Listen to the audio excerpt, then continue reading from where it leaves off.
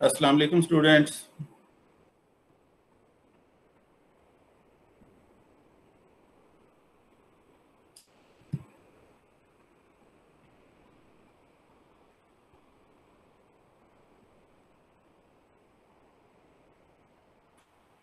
तो students, last time हम heap sort कर रहे थे और उसमें ये मैक्स हीपीफाई का एल्गोरिथम जो है इसको हमने देखा था। Max heapify algorithm basically A which is a heap, उसके ith इंडेक्स को हीप प्रॉपर्टी मेंटेन करने में हेल्प करता है, प्रोवाइडेड के लेफ्ट और right subtrees of the ith index are heaps, max heaps. ठीक है, तो ये एल्गोरिथम हमने लास्ट टाइम देख लिया था हाउ इट वर्क्स। अब नेक्स्ट स्टेप है कि इसका रनिंग टाइम क्या है। Since it is a recursive algorithm, तो इसमें जो रिकर्जन है वो एक ही दफा हो रही है एट द लाइन नंबर 10, और लाइन नंबर 10 से ऊपर अगर थ्रू आउट हम देखें तो वहां पर कोई लूप नहीं है, कोई फंक्शन कॉल नहीं है, कोई फर्दर ऐसा एलिमेंट नहीं है कि जिसको हमें इन डेप्थ एनालिसिस करना पड़े। So rest of the code other than this recursive function is constant time. तो बेसिकली अगर हम मैक्स सीपीफाई एल्गोरिथम का जो रनिंग टाइम है उसको tn कंसीडर कर लें, तो जो रिकर्सिव कॉल है उसका रनिंग टाइम क्या होगा उसके साथ कोरिलेट करके हम एक रिकरेंस बना सकते हैं। सो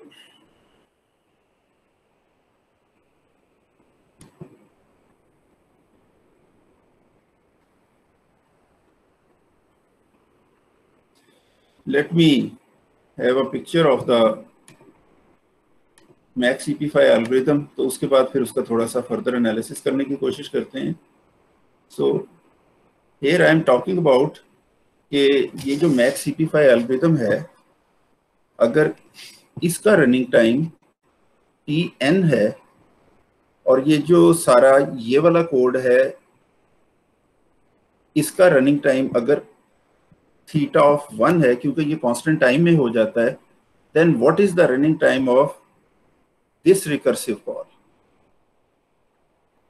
तो इस रिकर्सिव कॉल का रनिंग टाइम क्या है? नेचुरली इसको हमें in terms of n over something लिखना है। ठीक है, तो अब इस पूरी पिक्चर को अगर हम देखते हैं तो हमारे पास ये एक ith नोड है, उसके इस तरफ और इस तरफ कंप्लीट सब ट्रीज मौजूद हैं। ठीक है, बेसिकली इस ith नोड को largest of all three change करना है। वर्स्ट केस में हम समझेंगे कि वो उस तरफ को गया है जिस तरफ ट्री बड़ा है। सो नेचुरली ट्री जो है वो लेफ्ट साइड को बिगर होगा, तो अगर वो इस तरफ को आएगा तो उसके बाद ये पोर्शन जो है ये हम स्किप कर देंगे, और अगर वो इस तरफ जाएगा तो वो वैसे ही वर्स्ट केस में अकर नहीं करेगा, बट इन दैट केस हम ये वाला पोर्शन स्किप कर देंगे। तो इस तरह से हमारे पास जो ये रिकर्सिव कॉल है वो अगर इस पूरे ट्री का साइज मैं n कंसीडर कर रहा हूं तो इस सब ट्री का साइज क्या है वो हमें देखना है। तो चूंकि ट्री जो है वो ग्रो कर रहा होता है कुछ इस तरह से कि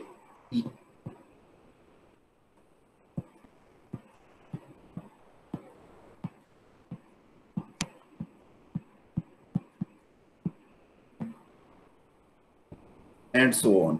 तो अगर आप ये देखें कि इस लेवल के ऊपर सिर्फ एक नोड होता है, इस लेवल पर 2 नोड्स होते हैं, यहाँ 4 होते हैं, यहाँ 8 होते हैं, और अगले लेवल के ऊपर मैक्सिमम 16 नोड्स होते हैं।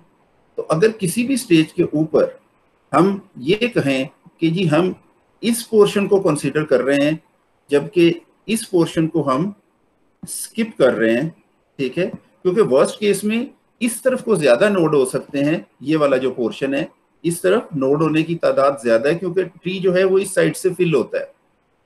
तो अगर यहां पर इस पूरे ट्री में n नोड्स हैं तो क्वेश्चन ये है कि यहां पर कितने नोड्स हैं जो ट्री यहां से रूट हो रहा है। अब चूंकि लास्ट लेवल के ऊपर रिलेटिवली बहुत ज्यादा नोड्स होते हैं, ऊपर वाले लेवल्स के ऊपर रिलेटिवली कम नोड्स होते हैं, तो इस तरह से ये जो एनालिसिस है वो इवेंचुअली मैथमेटिकली इस लेवल पे आ जाता है कि on the half left complete subtree, जिसका left side almost half full हो, उसके लेफ्ट साइड के ऊपर एट मोस्ट जो चिल्ड्रन नोड्स होंगे वो 2n/3 होंगे। ठीक है, तो इस तरह से वी कैन राइट कि यहां पर हम क्या लिखेंगे, यहां पर जो अभी मैंने कहा है 2n/3 हम लिख सकते हैं। ये इंट्यूटिवली मैंने आपके सामने रख दिया है कि इस तरफ जो नोड्स होंगे ऑन द लेफ्ट साइड वो रिलेटिवली ज्यादा होंगे, राइट साइड पे कम होंगे। अगर ट्री बैलेंस होगा तो n/2 होगा, अगर ट्री बैलेंस नहीं होगा तो वो 2n/3 हो जाएगा। 2/3 नोड जो है वो राइट साइड पे आ जाएंगे।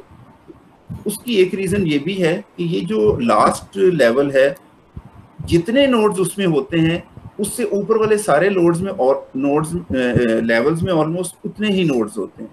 तो ये मैथमेटिकली भी प्रूफ किया जा सकता है, इंट्यूटिवली ये प्रूफ हो गया, तो ये यहाँ पर आ गया। अब अगर इन तीनों को हम कंबाइन करें तो जो हमारा रिकरेंस बनता है वो बेसिकली बनता है Tn is equal to Tn/3/2 plus theta of 1। अब इस रिकरेंस को अगर हम मास्टर मेथड से सॉल्व करें, जिसमें a की वैल्यू 1 है, b की वैल्यू 3/2 है और f ऑफ n जो है वो 1 है, दैट मीन्स वो n⁻0 है। तो मास्टर मेथड क्या कहता है, मास्टर मेथड ये कहता है कि n⁻log of a base b के साथ f ऑफ n को कंपेयर किया जाए। तो log of a where a is 1, ठीक है, log of a is actually log of 1, base उसका जो मर्जी हो इससे फर्क नहीं पड़ता, is 0। So 0 mean it is less than f of n.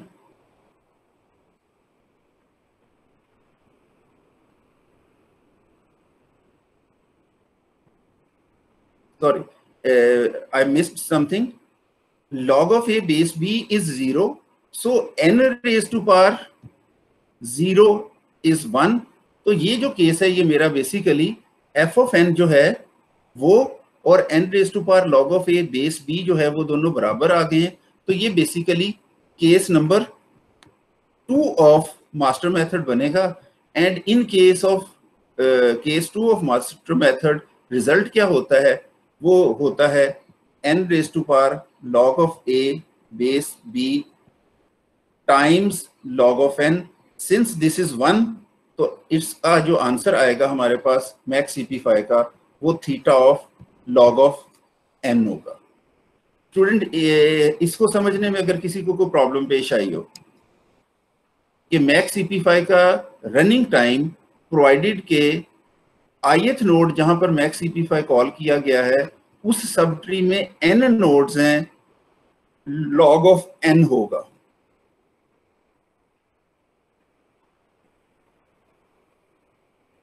ठीक है जी। सो इस रिकरेंस से जो रनिंग टाइम निकलता है वो Tn is equal to log of n है।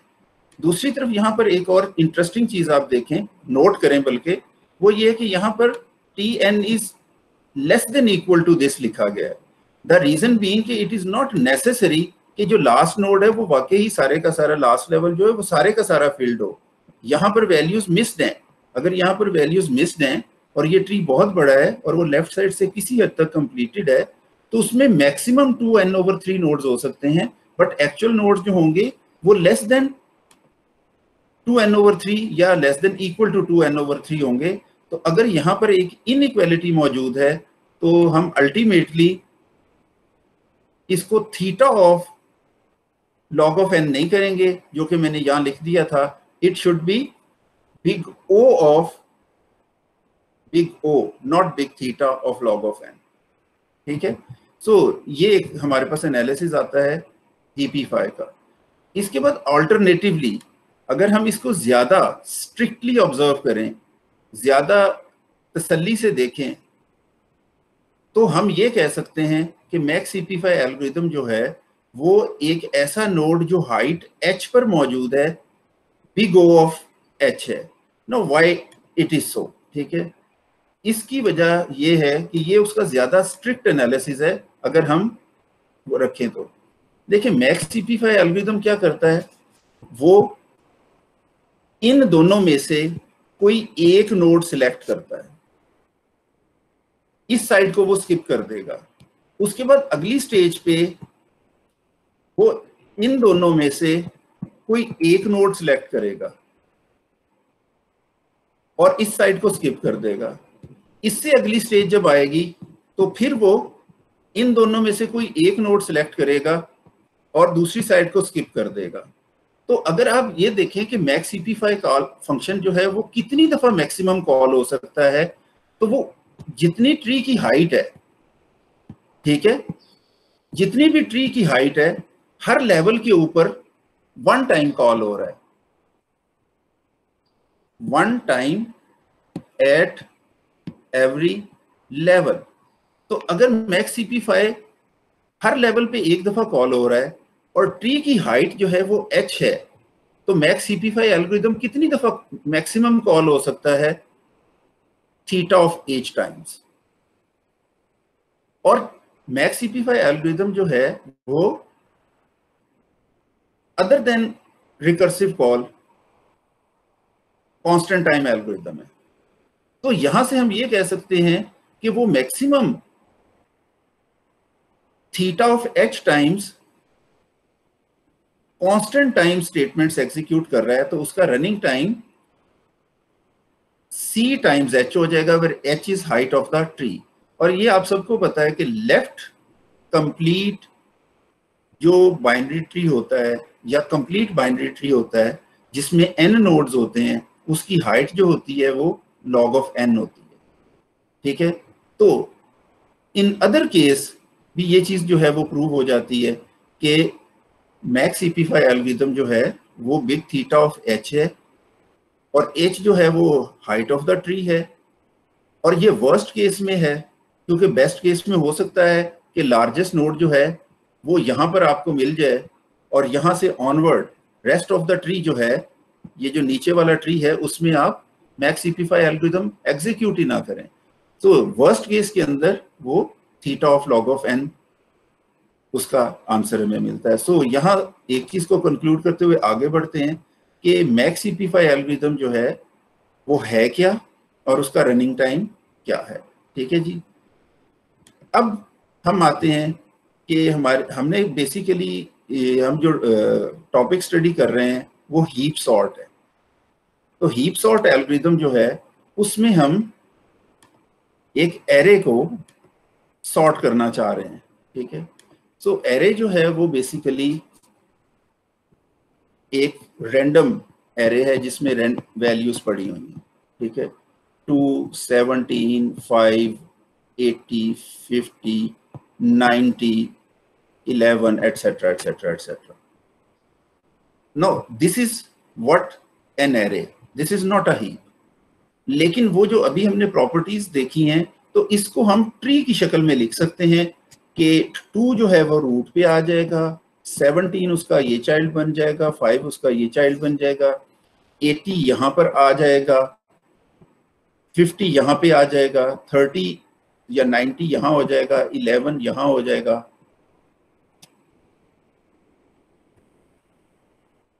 और अगर इसके बाद फर्दर वैल्यूज मौजूद हैं, फॉर 7 है, 60 है, तो 7 और 60 जो है वो यहाँ अपीयर होते चले जाएंगे। तो वी कैन इमेजिन कि this array as a left complete binary tree. I am not talking about its binary search tree or something. It is just a left complete binary tree. It is not a heap. It is not a max heap. Max heap में हर जो parent है वो अपने children से greater than equal to होता है। तो यहां पर तो क्लियरली नजर आ रहा है कि ऐसा कुछ नहीं है।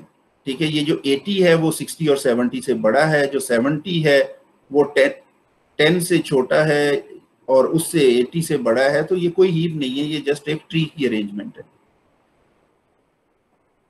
हम एक फंक्शन ऐसा बिल्ड कर रहे हैं जिसमें हम इस एरे को, जो इस वक्त इस हीप की शक्ल में, इस ट्री की शक्ल में नजर आ रहा है, हम उसे हीप बना सकें और उसे एफिशिएंटली एक हीप बना सकें। अगेन एक चीज ध्यान में रखें कि हीप जो होता है उसमें वैल्यूज इस तरह से अरेंज होती हैं कि मैक्सिमम वैल्यूज जो हैं वो टॉप की तरफ आती हैं। हर चिल्ड्रन अपने दोनों पेरेंट्स से बड़ा होता है, लेकिन वो इस चीज की कोई गारंटी नहीं करता कि सारी वैल्यूज जो हैं वो एक सॉर्टेड ऑर्डर में है। वो सिर्फ एक प्रायोरिटाइज करता है वैल्यूज को, बिगर वैल्यूज को ऊपर लेके आता है। तो हम एक ऐसा फंक्शन, एक ऐसा एल्गोरिथम बनाना चाह रहे हैं जो इस वक्त इस बाइनरी ट्री को या इस एरे को हीप बना दे। तो बेसिकली वो एल्गोरिथम जो है वो हम यूं लेते हैं कि what ever is the last value in the tree और इन द एरे, हम एज्यूम करते हैं कि उसके दोनों चाइल्ड चूंकि नहीं हैं, तो उससे नीचे अगर हम उसको रूट कंसीडर करके नीचे की तरफ देखें तो वो एक हीप है जिसमें सिर्फ एक ही वैल्यू है। इसी तरह अगर उससे प्रीवियस पे आए, वो भी मुमकिन है एक हीप हो। I am talking about these values. इसके बाद यहां पर आए तो ये हीप हो, यहां पर आए तो ये हीप हो, यहां पर आए तो ये हीप हो, बिकॉज इनके कोई चाइल्ड नोड नहीं है। तो जो लोएस्ट लेवल के ऊपर हमारे नोड्स मौजूद हैं in the binary tree, considering as a array, considering as a binary tree, उसमें जो ऐसे नोड्स हैं जो लीव्स हैं, वी कैन कंसीडर देम कि दे आर हीप्स। इसके बाद वो वेरी फर्स्ट नोड हमें मिलेगा जिसके चाइल्ड नोड एग्जिस्ट कर रहे हैं। तो यहां पर एक चीज हम कह चुके हैं कि इसके जो दोनों चिल्ड्रन हैं वो इटसेल्फ हीप हैं। तो अगर इस नोड के ऊपर हम पीछे जो हमने फंक्शन देखा है मैक्स हीपिफाई, उसको इन्वोक कर दें, तो ओवरऑल ये जो पूरा पोर्शन है, ये पूरा पोर्शन एक हीप बन जाएगा। जब ये 80 से नीचे नीचे वाला ट्री हीप बन जाएगा तो उसके बाद हम इस 5 पे आ जाएंगे। जब इस 5 पे आने का मतलब ये है कि we are considering this one. इस 5 नोड से नीचे दोनों नोड्स हीप हैं, और यहां पर अगर मैक्स हीपिफाई फंक्शन हम कॉल कर दें तो ये जो सारा ये एरिया है ये एज अ हीप मेंटेन हो जाएगा। यहां से निकल के फिर हम अगर 17 पे आए तो 17 जो है उसके नीचे अगर आप इस वक्त देखें तो 17 की ये वाली जो साइड है लेफ्ट साइड, वो हमने थोड़ी देर पहले हीपिफाई से हीप बना दी है। उसकी ये वाली जो साइड है राइट साइड, वो एज्यूम्ड है कि हीप है क्योंकि वो लीफ नोड है। तो इसकी दोनों लेफ्ट और राइट साइड्स जो हीप हैं, अगर हम इसके ऊपर अगेन हीपिफाई का फंक्शन यहाँ पे कॉल कर दें तो वो इस पूरी सब एरे को जो 17 से रूट हो रही है उसे हीप बना देगा। और 17 के बाद ये मेरे पास 2 आता है। अब इससे पहले 17 के जो 2 के जो नीचे दोनों नोड्स हैं, this 17 as well as this 5, ये दोनों इनके जो यहां से सब ट्री बन रहे हैं वो दोनों के दोनों हीप्स हैं। तो इस स्टेज के ऊपर मैक्स हीपिफाई कॉल करने का मतलब ये है कि हमारा ये पूरा ट्री जो है वो एक हीप बन जाए। तो बेसिकली इस एल्गोरिथम में ये जो अभी मैंने आपको समझाया है, what we have to do is we have to do कि हम मैक्स cp5 फंक्शन को from the end of the array towards the beginning of the array अगर हम कॉल करते जाएं तो हमारे पास क्या आ जाएगा, ये पूरा ट्री एक हीप बन जाएगा, क्योंकि मैक्स cp5 ऑटोमेटिकली वैल्यूज को ऊपर नीचे शिफ्ट करके इसे हीप की शक्ल दे देगा। अगर हम एंड ऑफ एरे से इसे प्रोसेस ना भी करें तो being a left complete binary tree we knows कि जो लीफ नोड्स हैं इस एरे बाइनरी ट्री में वो n/2 होंगे, तो rest of the n/2 nodes जो होंगे वो लीफ नोड्स नहीं होंगे। सो अगर आप इस मिसाल में भी देखें तो ये 5 नोड्स इसके लीफ नोड्स हैं और ऊपर वाले जो नोड्स हैं वो नॉन लीफ नोड्स हैं। ठीक है, ये 5 लीफ नोड हैं। तो इनको मैक्स cp5 फंक्शन कॉल करके यहां से जो ट्रीज नीचे बन रही हैं जो कि बेसिकली सिर्फ रूट नोड ही उस सब ट्री में मौजूद है, उनके ऊपर मैक्स cp5 कॉल करना कोई ऐसा सच जरूरी नहीं है। तो हम मैक्स cp5 फंक्शन को सिर्फ first half of the array के ऊपर अगर कॉल कर लें इन द रिवर्स ऑर्डर तो पूरा जो मेरा सब ट्री है या एरे है वो हीप की शक्ल में आ जाएगी। मैं पहले एग्जीक्यूट कर देता हूं, फिर मैं एल्गो की तरफ मूव करता हूं। ठीक है, सो सबसे पहले मुझे क्या करना है, मुझे इस 80 के ऊपर मैक्स cp5 कॉल करना है। मैक्स cp5 एल्गोरिथम क्या करता है, वो लार्जेस्ट ऑफ 80, 7 एंड 60 फाइंड करता है। जो लार्जेस्ट वैल्यू होती है उसको ith पोजीशन पे लेके आता है, और अगर लार्जेस्ट वैल्यू ith पोजीशन के बराबर नहीं होती तो जहां स्वैपिंग हुई हो, अगर हुई हो तो वहां पर मैक्स cp5 का फंक्शन कॉल कर देता है, और अगर लार्जेस्ट इटसेल्फ i के बराबर हो तो वो क्या करता है, फंक्शन को कॉल नहीं करता, सो एज्यूम करता है कि ये हीप है।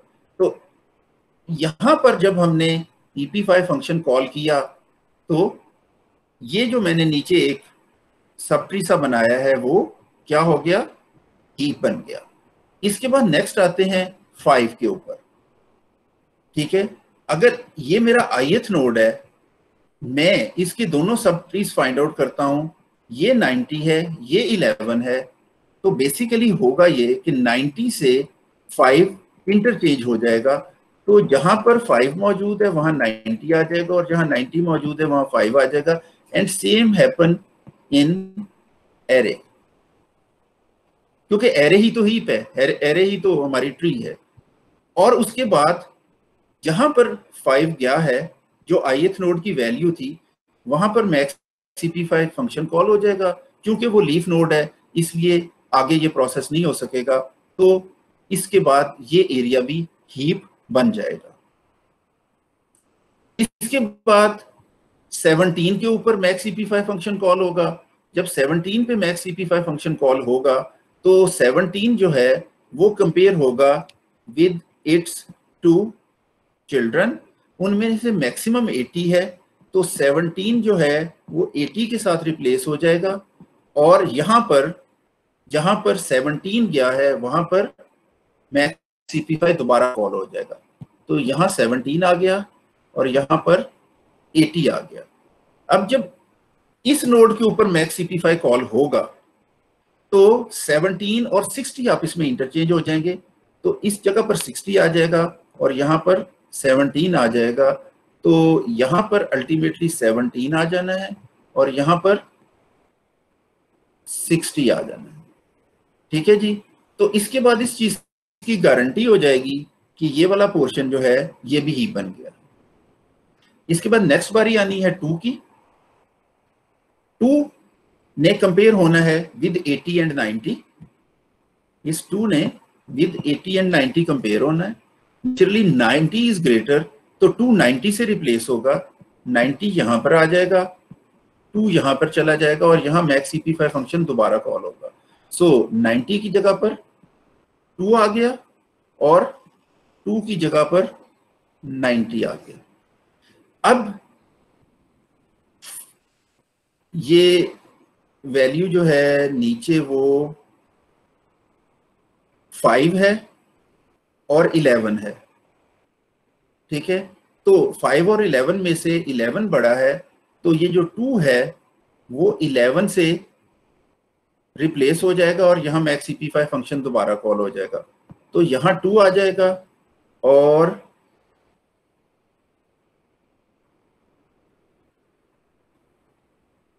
टू की जगह पर 11 आ जाएगा, यानी यहां पर 11 आ जाएगा। और उसके बाद जब मैक्स ep5 फंक्शन जो है वो यहां पर कॉल होगा तो नेचुरली कोई फर्दर चेंज नहीं आएगी। तो इसके बाद अगर आप यहां पे गौर करें तो जो एरे है उस एरे में अब जो वैल्यूज आई हैं वो उनकी पोजीशन चेंज हो गई है। मैं उनको दोबारा लिख देता हूं, 90, 80, 11, 60, 50, 5, 2, 7 एंड 17। यहां से ये देखें कि जब मैंने एक फंक्शन इस पे कॉल किया है, एक लॉजिक कॉल की है जिसने हाफ साइज एरे के ऊपर रिवर्स ऑर्डर में मैक्स ep5 फंक्शन कॉल किया है, उसने एरे की ओरिजिनल वैल्यूज को बदल दिया है, उनकी लोकेशंस को। और जो लोकेशंस उसने बदली हैं उसके बाद जो रिजल्ट आया है एरे में वो ऊपर मैंने लिख दिया है। इससे एरे सॉर्ट नहीं हुई है। तो ये चीज आपको बड़ी क्लियर होनी चाहिए कि हीप बनाने से एरे सॉर्ट नहीं होती, लेकिन चीजें कुछ प्रायोरिटाइज हो जाती हैं, जो कि आपको क्लियरली नजर आ रहा है कि बड़ी बड़ी वैल्यूज जो हैं वो तकरीबन ऊपर आ गई हैं, सॉर्ट बेशक नहीं हुई लेकिन बड़ी बड़ी वैल्यूज कुछ ट्री के ऊपर की तरफ आ गई हैं। तो अब इसके बाद अगर इस एरे को कंसीडर करते हुए हम दोबारा से एक ट्री बिल्ड करें तो वो ट्री कैसा होगा, ठीक है। उस ट्री में टॉप के ऊपर 90 होगा, लेफ्ट साइड पे 80 होगा, राइट साइड पे 11 होगा, इधर 60 होगा, 60 के इधर 50 होगा, इसके इधर 5 होगा, इसके इधर 2 होगा, यहां पर 7 होगा और यहां पर 17 होगा, ठीक है। तो मैंने इन वैल्यूज को तरतीब के साथ एक बाइनरी ट्री की शक्ल दे दी। Now the question is this max heap और नॉट, ठीक है। मेक श्योर कर लें 90 is greater than 80 and 11, 90 satisfy हो गया। 80 is greater than 50 and 60, 80 satisfy हो गया। 11 is greater than 5 and 2, 11 satisfy हो गया। 60 is greater than 7 and 17, 60 node भी सेटिस्फाई हो गया। 50 के कोई चाइल्ड ही नहीं है, 5 के, 2 के, 17 के और 7 के। सो एज अ रिजल्ट हर नोड जो है वो मैक्स हीप की प्रॉपर्टी को जस्टिफाई कर रहा है। जब हर नोड मैक्स हीप की प्रॉपर्टी को जस्टिफाई कर रहा है तो this is a max heap. Student logic समझ आ गई है? हमने क्या करना है कि एरे में हाफ साइज ऑफ एरे के ऊपर रिवर्स ऑर्डर में लूप चलाना है और हर इंडेक्स के ऊपर हमने मैक्स ep5 फंक्शन कॉल करते जाना है। अल्टीमेटली हमारा जो एरे है वो हीप बन जाएगा। सो बिल्ड हीप नाम का एक एल्गोरिथम है जो for i is equal to length of array divided by 2 down to 1 max ep5 function को कॉल करता है। अभी मैंने आपको हीप बना के दिखाया है तो आपको आइडिया होगा कि हीप तो बन गया है, लेकिन उसको प्रूफ करने के लिए कि वो एल्गोरिथम जो है वो करेक्ट है, हमें लूप इनवेरिएंट्स का सहारा लेना है। So here is written the loop invariant for the loop of line number 2 and 3. At the start of each iteration of the for loop like this, the node I plus 1 and I plus 2 up to n is the root of the max heap. वो कह रहा है कि इस line में I plus 1 node और I plus 2 node से onward सारी चीजें जो हैं वो हीप हैं, ठीक है। अब इनिशियलाइजेशन इसकी हम कहां से कर रहे हैं, यहां से, तो उसके नीचे जो है वो सारे का सारा हीप है। मेंटेनेंस क्या है, लूप के बाद वो पोर्शन हीप हो जाता है और टर्मिनेशन जब आई 0 पे होती है तो 1 से ऑनवर्ड जितने इंडिसेस पे वैल्यूज हैं वो सारी की सारी हीप होती हैं। एज अ रिजल्ट पूरा ट्री हीप बन जाता है। अब इस एल्गोरिथम का रनिंग टाइम क्या है, ये एल्गोरिथम n/2 टाइम्स आइट्रेशन कर रहा है क्योंकि ये हाफ एरे को आइट्रेट कर, और ये मैक्स CP5 एल्गोरिथम कॉल करता है। तो मैक्स CP5 एल्गोरिथम हमने पढ़ा है कि वो big O of log of n है, और big O of log of n अगर n टाइम्स कॉल होगा तो नेचुरली देखने में ये लगेगा कि it is an n log n algorithm. लेकिन हमने उसके इससे के अलावा भी देखा था कि जो मैक्स CP5 एल्गोरिथम था वो basically big O of h था, where h is the height of the subtree rooted at node I। जो भी नोड की हाइट है वही है। तो चूंकि हमारे पास जब हम कॉल कर रहे होते हैं मैक्स CP5, तो हर मैक्स CP5 फंक्शन जो है वो यहां से यहां तक कॉल नहीं होता, ठीक है। अगर एक बहुत बड़ा सब ट्री है तो जो बहुत सारे हमारे मैक्स CP5 कॉल्स हैं वो तो इतने इतने सब ट्रीज के ऊपर कॉल हो रहे होंगे, या 2 लेवल के सब ट्रीज के ऊपर कॉल हो रहे होंगे, क्योंकि ट्री में जो लोअर लेवल्स हैं वहां बहुत ज्यादा नोड्स होते हैं as compared to higher order levels. So for that reason हमें ये कहना कि हर एक जो नोड है उसने log ऑफ n टाइम लिया है वो गलत है। तकरीबन 25% ऑफ द नोड्स जो हैं वो जो इस शक्ल के थे उन्होंने तो कांस्टेंट टाइम लिया है, और जो इस शक्ल के नोड्स थे वो फर्दर तकरीबन 12% थे, उन्होंने भी 2 टाइम्स लिया है क्योंकि उनको ज्यादा से ज्यादा 2 इंटरचेंजेस करनी थी, वो भी कांस्टेंट टाइम था। तो बहरहाल हम इसको कांस्टेंट नहीं कहते हैं, हम बिग O ऑफ एज को ही कंसीडर करते हैं, और बिग O ऑफ एज को कंसीडर करते हुए अगर हम इस एल्गोरिथम को थोड़ा सा ज्यादा रिगरसली एनालाइज करें तो हम ये देखेंगे कि इसका रनिंग टाइम क्या निकलता है, ठीक है। So the time required by the max CP5 algorithm when called on a node of height h is big O of h, so we can express the total cost of the build max heap algorithm, this algorithm, as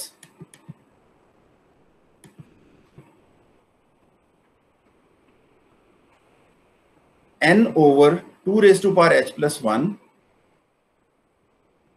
times big O of h, where h varies from 0 to log of n।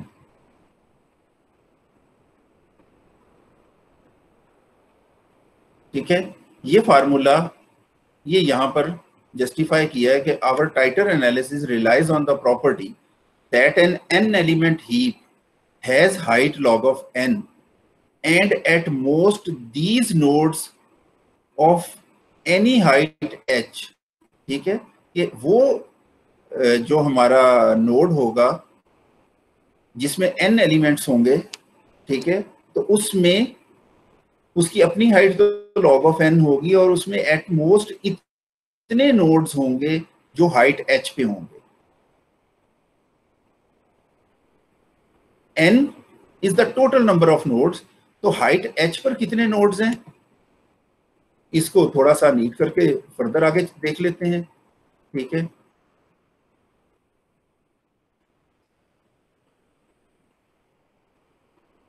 यहां height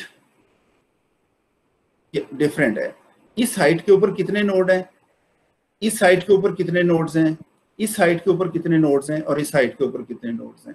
so इसमें total nodes हैं मेरे 9 nodes हैं, ठीक है। और अगर मैं इस ट्री को फिल भी कर लूं तो इसमें टोटल 15 नोड्स मैक्सिमम हो सकते हैं।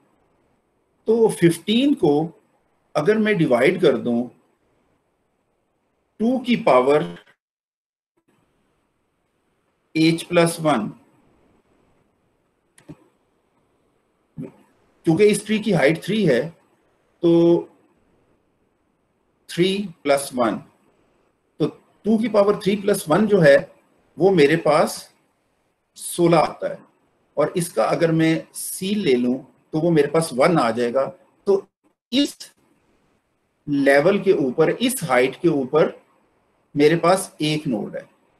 लेकिन अगर मैं इस लेवल हाइट को कंसीडर करूं जहां पर ये फॉर्मूला में 15/2 की पावर 2+1 हो जाएगी इंस्टेड ऑफ दिस 3+1, क्योंकि हाइट कम हो गई है ना इन दोनों नोड्स की। तो यहां पर 15/8, जब मैं ये इस फार्मूले से 15/8 आता है, और 15/8 का अगर मैं सील लूं तो 2 आता है। तो यहां मैक्सिमम 2 नोड्स हो सकते हैं। अगर इससे नीचे वाले लेवल पर आ जाएं जहां पर height in this current tree 1 है तो 15/1+1 हो जाएगा, जो कि 15/4 आता है। और उसका अगर सील लें तो यहाँ पर आंसर 4 आएगा। तो ये जो फॉर्मूला यहाँ पर बनाया है कि उसके एक लेवल के ऊपर मैक्सिमम इतने नोड्स हो सकते हैं जिनकी हाइट h होगी। तो हमारे पास जो मैक्स CP5 एल्गोरिथम है वो तो नोड की हाइट के ऊपर एप्लीकेबल होता है। तो हम यहां पर सारी चीजों को इकट्ठा करके जब सम अप करते हैं तो बेसिकली वो सम अप जो है वो यूं होता है कि जितने नोड्स जितनी हाइट पे मौजूद हैं उनको बेसिकली उसकी हाइट के साथ मल्टीप्लाई करें और उसके बाद उन सारों को सम अप कर लें। तो हाइट जो है 0 से लेके जो लीफ नोड्स हैं उनकी हाइट 0, और जो टॉप मोस्ट है उसकी हाइट log of n है। जितने नोड जिस भी तरह के आते हैं उन्हें सम कर लें, बेसिकली ये हमारे पास समेशन आ जाएगी running time of build max heap की। इस अरेंज हम यूं कर लेते हैं। ये बड़ा एक स्पेसिफिक सा फार्मूला है, ठीक है, जिसमें हम 0 से लेके 2n तक जा रहे हैं, और ये h/2h है। ये h/2h वाली सीरीज है। इसका फार्मूला हम अपेंडिक्स A8 में से भी देख सकते हैं, विकीपीडिया गूगल करके भी फाइंड आउट कर सकते हैं। अपने तौर पर अगर सीरीज को सम करना चाहें तो वी कैन सम अप। तो ये n टाइम्स यहाँ जो भी आंसर आएगा, ठीक है, अगर हम इसको log of n से बढ़ा के इवन इन्फिनिटी तक भी सम कर लें तो इट इज दिस वन। तो ये 2 आता है। तो ये जो कुछ भी ब्रैकेट में मौजूद है वो 2 है, सॉरी ये जो समेशन है वो 2 है। तो 2 टाइम्स n आ जाएगा, और 2 times n mean it is basically big O of theta of n। तो जो बिल्ड मैक्स हीप है अभी जो मैंने आपके सामने किया था, ठीक है, मैक्स हीप को बिल्ड किया था यहाँ से बहुत सारी, ठीक है ना, आइट्रेशन करके। तो मैक्स हीप की बिल्डिंग में कोई लॉट ऑफ ऑपरेशंस नहीं होते हैं, ऑपरेशंस रिलेटिवली कम होते हैं। इसीलिए ये लीनियर टाइम के ऊपर एक एरे जो है वो हीप से क्या एरे एक बाइनरी ट्री से एक हीप की तरफ ट्रांसफॉर्म हो जाती है इन टाइम्स थीटा या बिग O ऑफ n। लेकिन हमने अभी तक एरे को, जो गिवन एरे थी, उसे हीप बनाया है, उसे सॉर्ट नहीं किया है।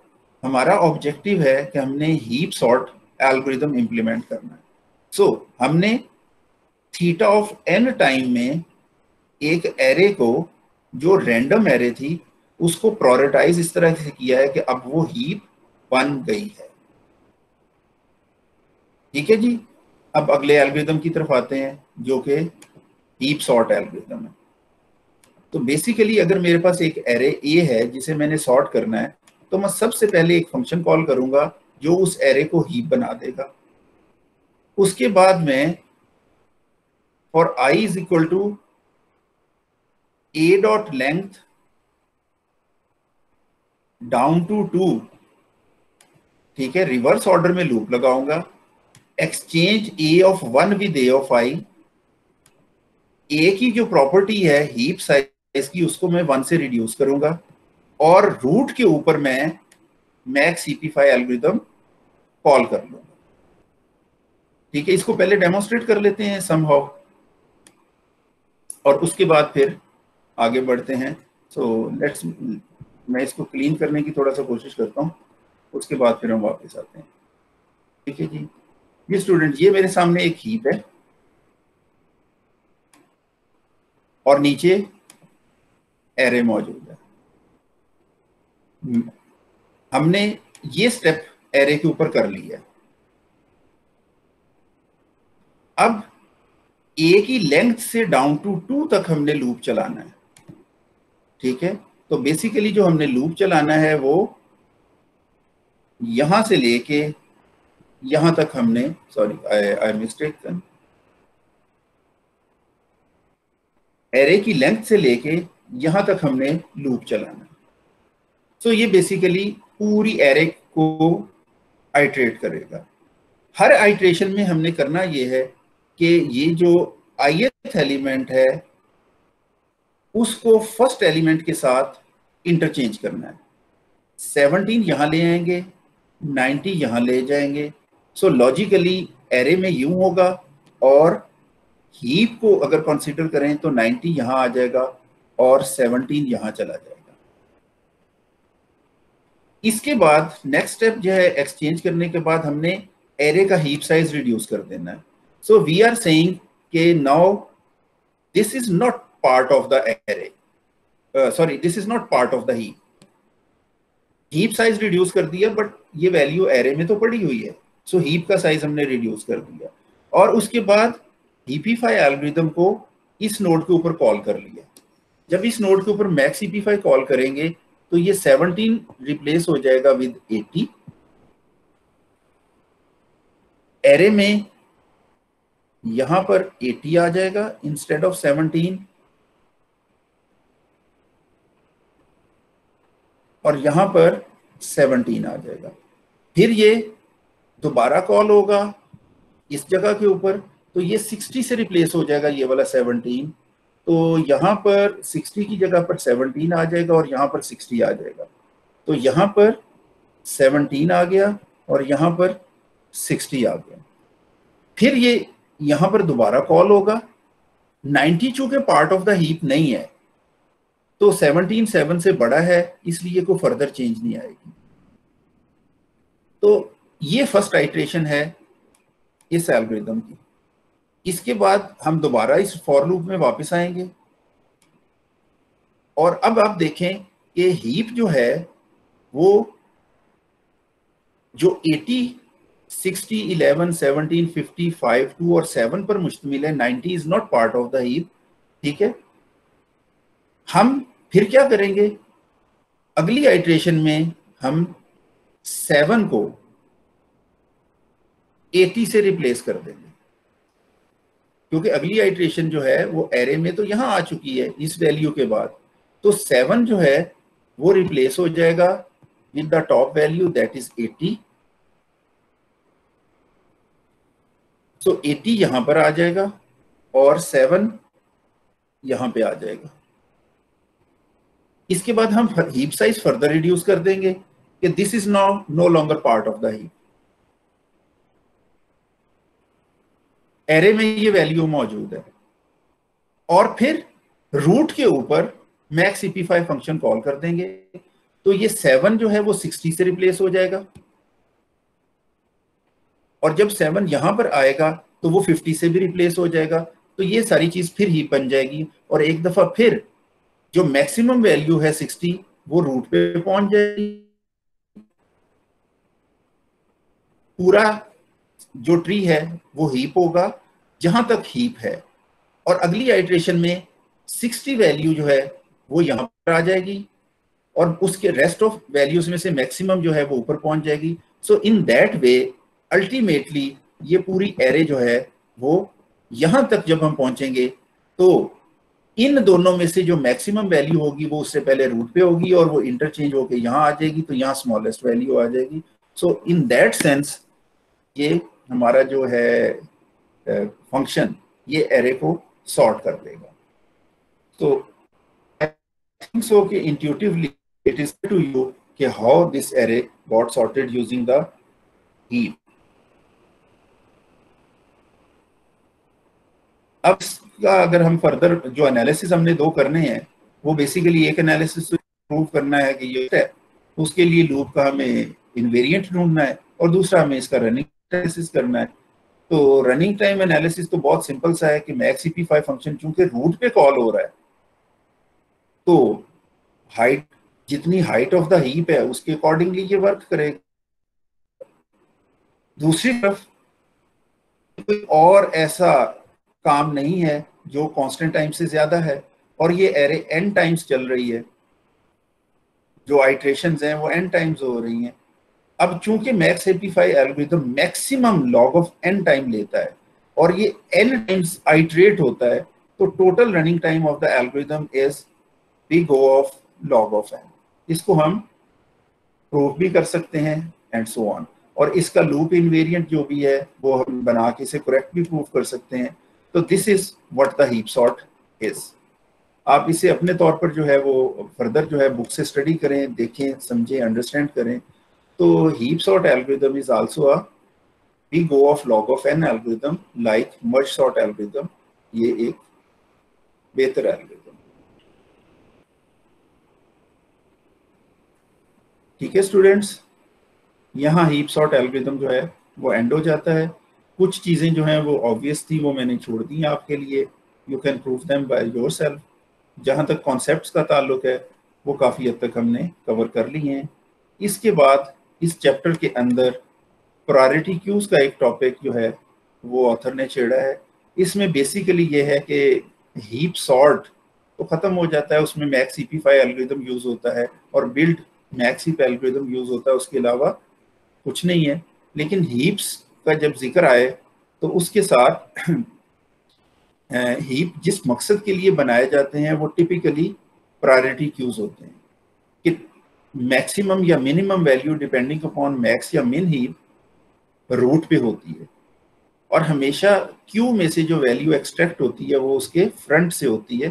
तो टॉप से हम एक वैल्यू रिमूव करेंगे, जैसे ही एक वैल्यू रिमूव करेंगे since it is a heap तो नेक्स्ट मैक्सिमम वैल्यू जिसकी प्रायोरिटी सबसे ज्यादा होगी वो मैक्सिमम होगी, वो दोबारा थ्रू ep5 फंक्शन कॉल वो वापस ऊपर आ जाएगी।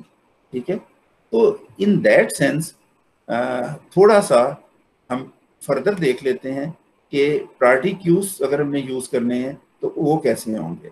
ऑर्डिनरी प्रायोरिटी क्यूज जो हैं वो तो थोड़े डिफरेंट हैं, लेकिन हीप में ठीक है हम एक फंक्शन बनाते हैं हीप एक्सट्रैक्ट मैक्स का, यानी कि हीप में से एक वैल्यू एक्सट्रैक्ट करो जो मैक्सिमम वैल्यू है। तो अगर हीप साइज लेस देन 1 है that mean heap is empty, तो जस्ट एरर मैसेज है, otherwise maximum is at the first index of the array. Last value जो हीप में पड़ी हुई थी उसको फर्स्ट एरे से हमने रिप्लेस कर दिया, हीप का साइज हमने रिड्यूस कर दिया और फर्स्ट वैल्यू को ऊपर ep5 एल्गोरिथम कॉल कर दिया सो दैट के रेस्ट ऑफ द वैल्यूज जो हैं, क्योंकि पहली वैल्यू तो हमने एक्सट्रैक्ट करनी है ना एरे में से, वो निकाल ली, रेस्ट ऑफ द वैल्यूज जो हैं वो दोबारा हीप बन जाएं। ठीक है, और उसके बाद मैक्स हमने रिटर्न कर दिया। तो इससे हम प्रायोरिटी क्यू का मैक्सिमम वैल्यू एक्सट्रैक्ट कर सकते हैं। हम लास्ट वैल्यू से ही क्यों रिप्लेस करते हैं हीप में, क्योंकि हम हमेशा ये कहते हैं कि हीप इज एन एरे। तो एरे जो है वो कॉन्टिजियस लोकेशंस के ऊपर होती है, तो दरमियान वाली किसी वैल्यू को एरेज में से ऑल टुगेदर इलिमिनेट कर देना जो है वो मुमकिन नहीं होता। ठीक है, इट इज नॉट पॉसिबल। लेकिन जो last value of the array होती है, लॉजिकल वैल्यू, वो रिमूव की जा सकती है। Considering the array is very large, this is the large value and we have a size variable, first index से वहां तक हमारी एरे है। तो अगर मैं साइज को डिक्रीमेंट कर दूंगा तो लॉजिकली एरे इतनी रह जाएगी। मैं साइज को फर्दर डिक्रीमेंट कर दूंगा तो लॉजिकली एरे में इतनी वैल्यूज रह जाएंगी। ये वाली वैल्यूज जो है ये गार्बेज कंसीडर होना शुरू हो जाएंगी। तो लॉजिकली एंड ऑफ एरे से वैल्यू को रिमूव करना कांस्टेंट टाइम में मुमकिन होता है, लेकिन फ्रॉम द मिडल और फ्रॉम द बिगनिंग एक एरे में को रिमूव करना या इवन इंसर्ट करना वो कांस्टेंट टाइम में पॉसिबल नहीं होता। सो फॉर दैट रीजन जो हीप फंक्शंस हैं या जो फंक्शंस हैं उनको हम इस तरह बनाते हैं कि अगर मेरे पास हीप जो है वो बनना है तो वो लेफ्ट कंप्लीट बने, यानी कि लेफ्ट साइड से उसके अंदर वैल्यूज आए। जैसा कि मैं ये ड्रॉ कर रहा हूं, मैं ये वाली वैल्यू ड्रॉ करूंगा तो वो लेफ्ट साइड से नहीं आएगी, उसके बीच में ये गैप्स आ जाएंगे। तो इसी तरह ये जब हम इसको हीप कंसीडर करेंगे तो वैल्यूज जो हैं वो एक एरे में from the left side add होती जाएंगी। ठीक है, these values are getting added into the, तो एट सम स्टेज ये जो है ये एरे है, जैसे ही उसमें एक नई वैल्यू डाली जाती है वो नई वैल्यू जो है वो यहां पर आती है और ये जो एरे है वो इतनी बड़ी हो जाती है। सो एट द एंड एरे में एक वैल्यू प्लेस करना सिंपली ये है कि आप a of size plus plus is equal to new value कर दें, और एंड ऑफ द एरे से भी आप सबको पता है वैल्यू रिमूव करना आसान होता है।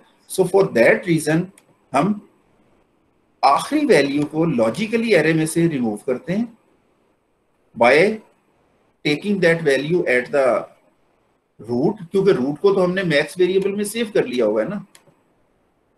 और उसके बाद अब चूंकि हीप की प्रॉपर्टी डिस्ट्रॉय हो गई है कि ये जो लास्ट वैल्यू थी, इस लास्ट वैल्यू को हमने, जो कि नेचुरली सबसे बड़ी वैल्यू नहीं होगी, उसको जब यहाँ पे कॉपी किया है और इस वैल्यू को हमने इसको एरे में से रिमूव कर दिया है, तो हीप तो ये नहीं रहेगा पूरे का पूरा ट्री, मगर इस चीज की गारंटी है कि ये सब ट्री एक हीप है और ये वाला सब ट्री भी एक हीप है, क्योंकि हमने एक ही वैल्यू जो थी उसको हमने यहां से कॉपी किया है और उसको यहां जाके प्लेस कर दिया, और ये वाला जो पोर्शन है इसको तो हमने हीप में से वैसे ही निकाल दिया।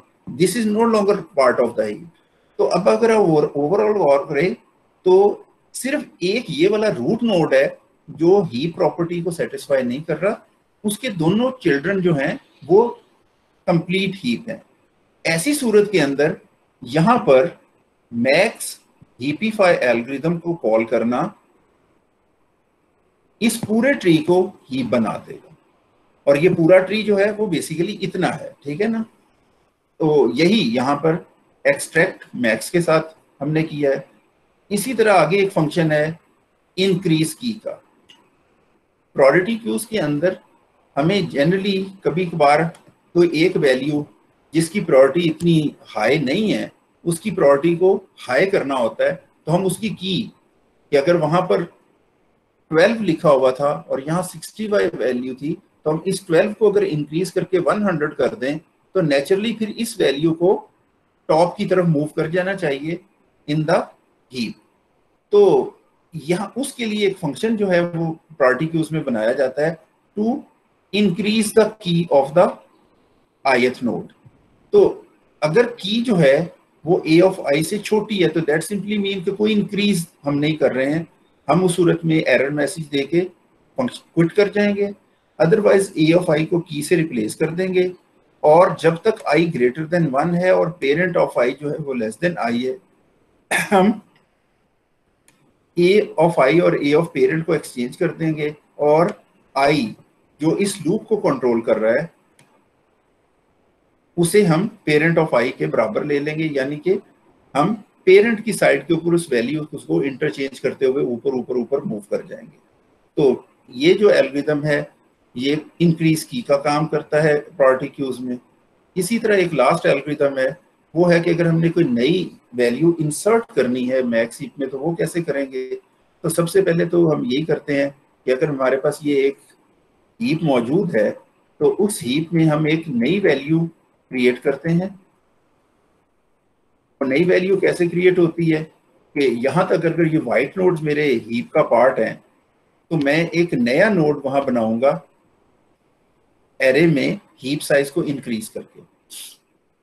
ठीक है जी। सो हीप साइज इंक्रीज कर दिया तो मेरे पास हीप में एक वैल्यू नई आ गई, वहां पे मैं इन्फिनिटी प्लेस कर देता हूं, माइनस इन्फिनिटी रादर। ठीक है। उसके बाद में क्योंकि वो माइनस इन्फिनिटी मैंने प्लेस कर दी है, minus infinity is the lowest possible value, इससे नीचे तो कोई वैल्यू हो नहीं सकती। ठीक है, लोएस्ट पॉसिबल वैल्यू है। वहां पे लोएस्ट पॉसिबल वैल्यू एक लीफ पर प्लेस करने से ओवरऑल ये जो स्ट्रक्चर है ये ही प्रॉपर्टी सेटिस्फाई करता रहेगा। ठीक है, माइनस इन्फिनिटी यहां प्लेस करने से इसे कोई फर्क नहीं पड़ेगा। मैक्स ई पे this is the most least value. ठीक है। अब क्योंकि हमें तो एक वैल्यू यहां पर ऐड करनी है, तो जो भी वैल्यू ऐड करनी है हम ये की इन्फिनिटी से उस वैल्यू के साथ इंक्रीज कर देंगे। सो माइनस इन्फिनिटी से हम उसे की बना देंगे और वो फंक्शन हमने ऑलरेडी लिखा हुआ है जो हीप में किसी टिपिकल वैल्यू की प्रायोरिटी को इंक्रीज करता है। सो एक एरे है जिसमें ऑलरेडी इतनी वैल्यूज मौजूद हैं और उसमें सॉरी एक एरे है उसमें इस जगह के ऊपर ये वाली वैल्यू रिप्लेस कर दो। तो heap size is the last index, वो आई को मिल जाएगा, नई वैल्यू यहां पे आ जाएगी, पुरानी वैल्यू वहां पे इंफिनिटी है। सो की जो है वो इंफिनिटी से छोटी नहीं होगी और नेचुरली ये वाला प्रोसेस क्या करेगा, इसको ऊपर की तरफ शिफ्ट कर देगा। अब ये जो अभी मैंने बाकी एल्गोरिथम्स आपको बताए हैं प्रायोरिटी क्यू से रिलेटेड, इनमें अगर आप गौर करें तो जो मूवमेंट है, ठीक है मैं वन बाय वन उसको देख ही लेता हूं। ठीक है, हीप में मैक्सिमम हमेशा कहाँ होगा, वो यहाँ पे होगा, वो एक छोटा सा एल्गोरिथम है और ये कांस्टेंट टाइम एल्गोरिथम है। ठीक है, heap maximum is where in case of max ई। एक्सट्रैक्ट मीन, इसको अगर आप गौर से देखें तो एक्सट्रैक्ट मीन फंक्शन क्या कर रहा है, एरे में से मिनिमम मैक्सिमम सॉरी एक्सट्रैक्ट कर रहा है। तो एक्सट्रैक्ट मैक्स टॉप वैल्यू को एक्सट्रैक्ट करेगा और मैक्स cp5 फंक्शन को सिर्फ एक दफा कॉल करेगा एट रूट, जो हाइट ऑफ ट्री के इक्विवेलेंट रनिंग टाइम लेता है। तो हाइट ऑफ ट्री जिसको अगर हम रूट कंसीडर करें तो वो वर्स्ट केस में log of n होती है। तो max heap algorithm is log of n algorithm. Increase की, जहां पर भी आपने की को इंक्रीज किया है वहां से ऑनवर्ड ये पेरेंट की तरफ हर आइट्रेशन में मूव करता है। ठीक है, तो अगर हमने की को यहां इंक्रीज किया है तो ये इस पेरेंट के साथ, फिर इस पेरेंट के साथ, फिर इस पेरेंट के साथ एंड ओवरऑल हर आइट्रेशन में एक एक एक्सचेंज करता हुआ रूट तक पहुंचेगा। तो हर आइट्रेशन में ये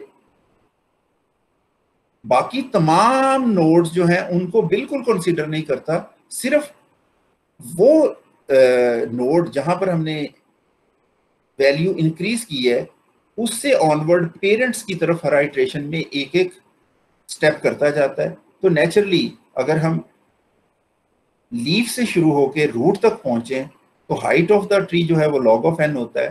सो ये इस एल्गोरिथम का रनिंग टाइम भी log of n है। और ये आखिरी एल्गोरिथम है, ये तो इंक्रीज की को कॉल कर रहा है, तो नेचुरली ये भी log of n एल्गोरिथम है। तो बेसिकली ये कुछ चीजें जो थी वो हीप और हीप सॉर्ट से रिलेटेड थी। इसके साथ ही ये चैप्टर जो है वो एंड हो जाता है। ठीक है, तो यहाँ पर आप इस चैप्टर को स्टडी कर लें, देख लें, अंडरस्टैंड कर लें। जहां तक इसकी कुछ सिंपल प्रॉब्लम्स को सॉल्व करने का है, उनको कुछ सॉल्व करने की कोशिश करें।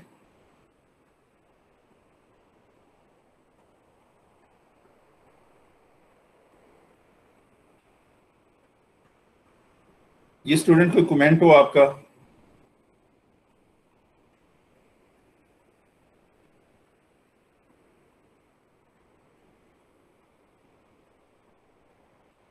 Any student?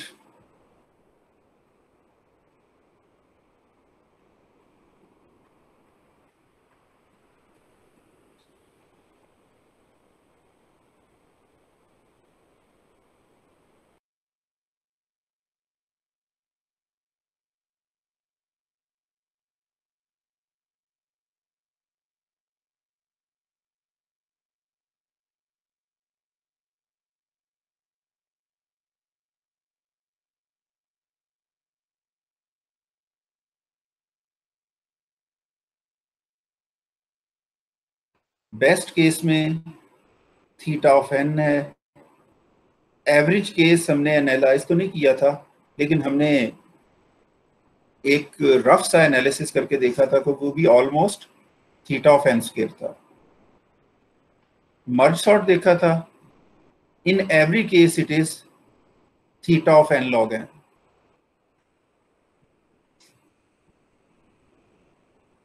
हीप सॉर्ट हमारा जस्ट कवर हुआ है, it is big of n log n algorithm. Now we are on another sorting algorithm, quicksort. Quicksort is basically divide and conquer algorithm, but contrary to merge sort, it uses an algorithm to divide the array. merge sort algorithm जो है वो array को exactly middle से divide कर देता है into two equal halves. Quick sort जो है वो एरे को डिवाइड करने के लिए एक लॉजिक यूज करता है और एरे की दो पार्टीशंस बनाता है। वो लॉजिक जो है वो इस तरह से इंप्लीमेंट होती है कि एरे में से एक वैल्यू सिलेक्ट की जाती है, उसे पिवट कहा जाता है। वो रैंडमली कहीं से भी सिलेक्ट हो सकती है, first value of the array हो सकती है, last value of the array हो सकती है, इन बिटवीन कोई भी वैल्यू हम रैंडमली पिक कर सकते हैं। और किसी भी वैल्यू को रैंडमली पिक करना कांस्टेंट टाइम में मुमकिन होता है।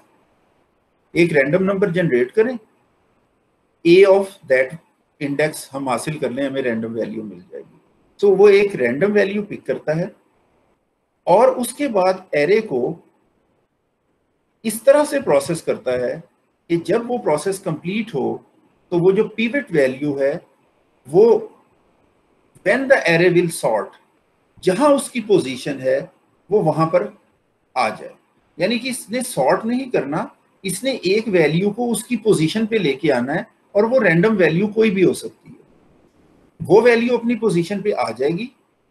उसके बाद दूसरा काम जो इसने एल्गोरिथम ने पार्टीशन ने करना है कि उससे पहले पहले एरे की सारी छोटी वैल्यूज आ जाएंगी और उस पिवट के बाद सारी वैल्यूज उससे बड़ी आ जाएंगी। सो जो हमारे पास बेसिकली सॉर्टिंग हो रही है, सॉर्टिंग नहीं पार्टीशनिंग हो रही है, ठीक है, वो ये है कि वी हैव एन एरे। इस एरे में से हमने एक पिवट सिलेक्ट किया, एक वैल्यू सिलेक्ट की, हमने एक पार्टीशन का प्रोसेस किया।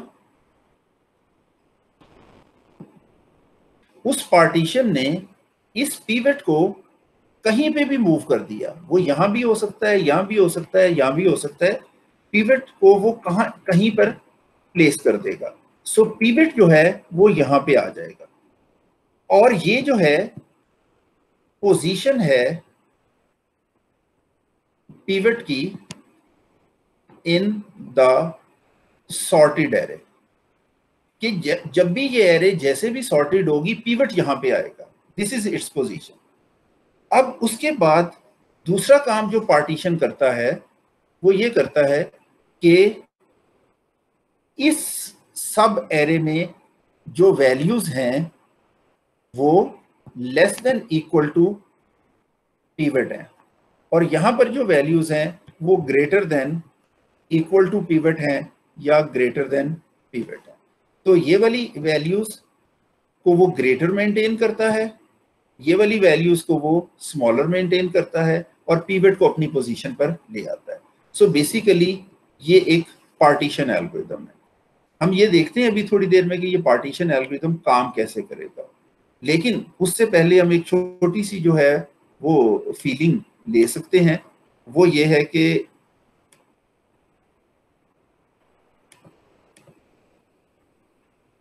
अगर हम इस एल्गोरिथम को, क्विक सॉर्ट एल्गोरिथम को लिखें तो like merge sort and other sorting algorithms, quick sort accepts an array A और उसके एक स्टार्टिंग इंडेक्स है और एक उसका फाइनल इंडेक्स है। तो हम एरे को पी इंडेक्स से क्यू इंडेक्स तक सॉर्ट करना चाह रहे हैं। हम एक एल्गोरिथम लेते हैं और वो एल्गोरिथम हम कहते हैं कि इसको पी से आर कर लें या पी से क्यू कर लें, whatever it is. M is equal to partition A from p to Q.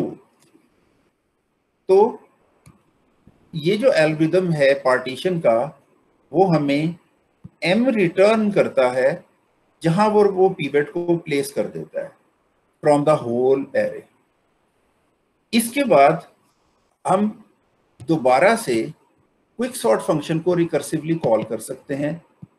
Quick sort function from A p to m minus one and quick sort algorithm on the other side from m plus 1 to q। ठीक है, सो ये दो recursive calls हम कर सकते हैं। पहली recursive call क्या करेगी, इस पोर्शन ऑफ एरे को क्विक सॉर्ट से कॉन्कर कर लेगी और दूसरा क्या करेगी, वो इस पोर्शन ऑफ एरे को क्विक सॉर्ट से कॉल कर लेगी। अब जब फर्स्ट पोर्शन के ऊपर एरे चली जो कॉन्कर होगा तो नेचुरली एक वैल्यू जो है इस सब एरे में से अपने पोजीशन पे आ जाएगी। यहां पर सारी छोटी वैल्यूज और यहां पर सारी बड़ी वैल्यूज आ जाएंगी जो इस सब एरे में मौजूद थी। और फिर चूंकि ये रिकर्सिव एल्गोरिथम है, ये इन दोनों पोर्शन पर इंडिपेंडेंटली कॉल हो जाएगा। वो इसमें से एक एलिमेंट को पिवट सिलेक्ट करके उसे अपने पोजीशन पे ले आएगा और दो सब पोर्शंस ऑफ द एरे बना देगा। सो इवेंचुअली ये एल्गोरिथम इस तरह से चलता जाएगा और एक स्टेज आएगी कि इस रिकर्सिव एल्गोरिथम को हमें समहाउ टर्मिनेट करवाना होगा। तो उस टर्मिनेट करवाने के लिए हमें बेस कंडीशन लगानी है। वो बेस कंडीशन हम इजीली यहां पुट कर सकते हैं कि if p is less than r, rather p is less than q, तो हमें ये स्टेप्स लेने हैं। If p is not less than q, तो हमें कुछ करने की जरूरत नहीं है। If p is less than q, is not less than q, what does it mean? p is equal to q, and if p is equal to q, there is only one element in the array and one element array is considered as sorted। तो ये basically हमारा quick sort algorithm है। अब इस quick sort algorithm को merge sort algorithm के साथ अगर आप कंपेयर करें तो मर्ज सॉर्ट में बेसिकली डिवीजन जो थी वो हम करते थे मिडल में using p plus r over 2 से। दोनों पोर्शंस को रिकर्सिवली हम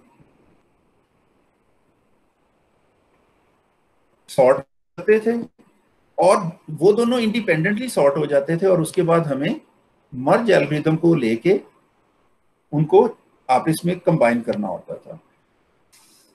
इन केस ऑफ क्विक सॉर्ट हम जो डिवीजन है वो एक पार्टीशन लॉजिक से कर रहे हैं। उसके बाद जब रिकर्सिवली उन दोनों को कॉन्कर कर लेते हैं तो फिर इवेंचुअली हमें उनको ज्वाइन करने की जरूरत नहीं रहती।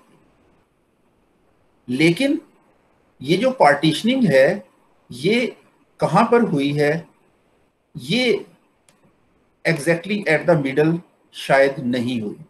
ठीक है, तो जो पार्टीशन हुई है वो एग्जैक्टली एट द मिडल नहीं हुई। तो इन दैट सेंस अगर हम एक रिकरेंस बनाना चाहें Tn क्या होगा, तो उसको हम जो है वो इस तरह कंसिडर अप करते हैं कि लेट्स अज्यूम कि मेरे पास एक एरे थी, उस एरे को P से लेके Q तक हम सॉर्ट करना चाह रहे थे। हमें यहां पे M पे पार्टीशन मिली और हमने दोनों साइडों को रिकर्सिवली कॉन्कर कर लिया। अब चूंकि ये M तो पोजीशन है पिवट एलिमेंट की, तो अगर लकीली पिवट एलिमेंट छोटा सिलेक्ट होगा तो वो तकरीबन यहां कहीं पे आके प्लेस होगा एरे में। अगर वो बड़ा सिलेक्ट होगा तो वो यहां कहीं पर प्लेस होगा। अगर वो एरे में इन बिटवीन आना है तो वो यहां कहीं पर प्लेस होगा। तो पार्टीशन हमें उसकी पोजीशन रिटर्न करेगा। वो partition beginning of the array भी हो सकती है, एग्जैक्टली फर्स्ट इंडेक्स पे भी पीवट आ सकता है, वो पोजीशन लास्ट भी हो सकती है, pivot exactly at the last भी मूव कर सकता है, वो एग्जैक्टली एट द मिडल भी हो सकती है, और हम कह सकते हैं कि वो anywhere in the array pivot element हो सकता है। सो पार्टीशन जो वैल्यू रिटर्न कर रहा है एम, वो कौन सी वैल्यू है, वो कहीं पे भी लाई कर सकती है। तो हम इन दैट सेंस हम ये नहीं कह सकते कि जी पार्टीशन ने लेफ्ट साइड पे कितनी बड़ी एरे छोड़ी है और राइट साइड पे कितनी बड़ी एरे छोड़ी है। सो अब हम इसे एक वेरिएबल क्वांटिटी ले लेते हैं कि after the partition if there are k values on the left side of the pivot, then on the right side of the pivot n minus k minus 1 values बचेंगी, क्योंकि टोटल वैल्यूज हमारी naturally n values हैं। ठीक है, तो यहां से हम वो अपना जो रिकर्सिव एल्गोरिथम्स का रिकरेंस होता है उसे बिल्ड कर सकते हैं। We can say that t n is equal to T k plus t n minus k minus 1 plus theta of n, और वर्स्ट केस क्या है, सॉरी बेस केस क्या है, इट इज थीटा ऑफ 1। तो ये हमारा रिकरेंस बन जाएगा। इसमें ये जो पोर्शन है ये इसको कॉन्कर करने का टाइम है, ये वाला जो पोर्शन है वो इसको कॉन्कर करने का टाइम है, ये जो पोर्शन है ये पार्टीशन लॉजिक ले रही है। बस यही एक रिकरेंस में होता है। ठीक है, अब ऐसा रिकरेंस जिसके अंदर एक अननोन के आ गया है, इसको सॉल्व करना कॉम्प्लिकेटेड होगा। अगर आप इंसर्शन सॉर्ट पे गौर करें तो वहां पर भी हमने टी जे ले लिया था, टी जे वॉज अननोन। तो फिर हमें बेस्ट केस और वर्स्ट केस के अंदर क्या करना पड़ा था, एनालिसिस करना पड़ा था। तो इन केस ऑफ क्विक सॉर्ट भी हम ये जो के है इसको हैंडल करने के लिए बेस्ट और वर्स्ट केसेस जो हैं उसकी तरफ जाएंगे। तो T n is equal to T k plus T n minus k minus 1 plus n. तो हमारे पास जो एक्सट्रीम सिचुएशंस बनती हैं उनमें से एक एक्सट्रीम सिचुएशन ये है कि जो पिवट है वो मूव करके एक्सट्रीमली एट द बिगिनिंग और एक्सट्रीमली एट द एंड आ जाए। तो अगर पिवट जो है वो एक्सट्रीमली बिगिनिंग पे आ जाएगा तो लेफ्ट साइड के ऊपर 0 वैल्यूज बचेंगी। हमारा रिकरेंस क्या बन जाएगा, T0 जिसको हम कंसिडर ही नहीं करेंगे plus T of n minus 1 plus 1। दूसरी सूरत है कि हमारा पिवट जो है वो एक्सट्रीमली राइट पे चला जाए। सो इन दैट केस K क्या हो जाएगा, K n माइनस 1 बन जाएगा। ठीक है, तो इन दैट के सेंस ये जो रिकरेंस बनेगा उसमें यहां पर T n माइनस 1 आएगा plus T n minus n plus 1 minus 1 plus n आ जाएगा। ये वाली वैल्यू जो है n+1, ये मैंने बेसिकली इसको पुट किया है और इस नेगेटिव साइन की वजह से ये चेंज हो गया है, तो ये यहाँ पर कैंसल आउट होके ये t0 हो जाएगा और रिकरेंस मेरा फिर वही बन जाएगा कि इसको तो हम कंसीडर नहीं करेंगे, tn-1 और n। सो अगर क्विक सॉर्ट का पार्टीशन लॉजिक एक ऐसी जगह पर हमें पिवट रिटर्न करता है जो या तो एट द बिगनिंग है या एट द एंड है, तो ये वाला जो फार्मूला है वो tn is equal to tn-1 plus n आ जाता है। दूसरी सूरत जो है वो भी यहीं पे कंसीडर हम कर लें कि अगर exactly at the middle m आता है तो इससे पीछे अप्रोक्सीमेटली n/2 वैल्यूज होंगी और इससे ऑनवर्ड भी अप्रोक्सीमेटली n/2 वैल्यूज होंगी। तो k जो है वो इधर n/2 हो जाएगा और इस तरफ भी n/2 हो जाएगा, तो ये दोनों जो हैं ये पोर्शंस अप्रोक्सीमेटली n/2 हो जाएंगे और मेरा रिकरेंस क्या बन जाएगा, tn is equal to 2 times t n/2 plus n। अब ये वाला रिकरेंस हमारे लिए फेमिलियर है। इस केस में हमें पता है कि हमारा आंसर क्या आता है, n log n, merge sort वाला ये रिकरेंस है। तो अगर क्विक सॉर्ट एल्गोरिथम हमें pivot exactly at the middle of the p and q return करे तो running time of the quick sort क्या होगा, n log n होगा, प्रोवाइडेड के पार्टीशन लॉजिक खुद n टाइम में अपना काम कंप्लीट कर ले। ठीक है। दूसरी सूरत यह है कि अगर वो मिडल में पिवट रिटर्न करने की बजाय एक एक्सट्रीम एंड के ऊपर पिवट रिटर्न करता है तो हमारा रिकरेंस ये बनता है और इस रिकरेंस के अंदर जब हम ट्री बनाएंगे तो ट्री में बेसिकली n से हम n-1 पे आएंगे, n-1 से हम n-2 पे आएंगे, n-2 से हम n-3 पे आएंगे और इवेंचुअली 3 to 1 से होते हुए जो हमारा ट्री बनेगा जिसकी मदद से हम इसको इवेल्युएट करेंगे, उस ट्री की हाइट n होगी। अगर आपको ट्री मेथड से मर्ज सॉर्ट का एनालिसिस याद हो तो ट्री की हाइट log ऑफ n थी, क्योंकि हर आइट्रेशन में n जो है वो हाफ हो जाता था। n का दूसरी तरफ जो रिलेशनशिप था वो हाफ था, यहाँ पे n का रिलेशनशिप n-1 के साथ है तो वो डिक्रीमेंट हो रहा है।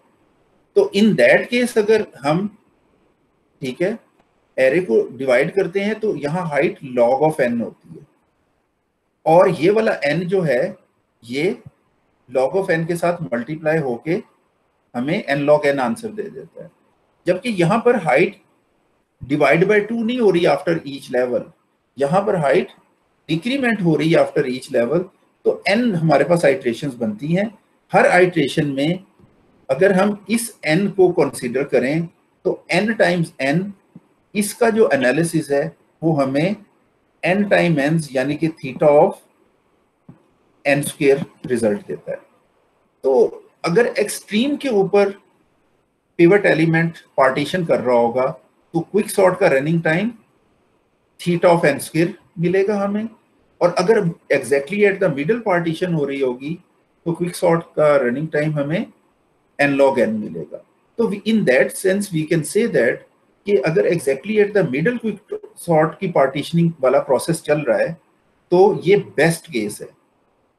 और अगर लकीली या अनलकीली पिवट जो है वो एक्सट्रीम एंड्स के ऊपर आ रहा है तो ये worst case of the quick sort है और वो थीटा ऑफ n² है। तो आज टाइम तो तकरीबन खत्म हो गया है। मैं लेक्चर को कंक्लूड करता हूँ एक दो वर्ड्स के साथ सो दैट कि आप इसे देख लें। तो quick sort is a divide and conquer algorithm, यही मैंने अभी आपको बताया है। इसमें बेसिकली पार्टीशनिंग का जो लॉजिक है उसको आज हमने डिस्कस नहीं किया है। ठीक है, now this is partitioning logic. ये इस एरे को पिवट एलिमेंट ये कौन सा सिलेक्ट करता है? लास्ट वन, जो at the end of the array है। मैंने कहा था आप कोई भी सिलेक्ट कर लेंगे उससे प्रॉब्लम नहीं आएगी, लॉजिक हो सकता है थोड़ी सी बदल जाए, अदर देन दैट कोई प्रॉब्लम नहीं आएगी, थोड़ी सी लॉजिक में चेंज आएगी, मगर मोर और लेस ये ऐसी ही रहेगी। तो ये पार्टीशन का जो लॉजिक है वो एट द एंड वो वाली वैल्यू इंडेक्स हमें रिटर्न कर देता है जहां पर उसने पिवट को पहुंचाया है।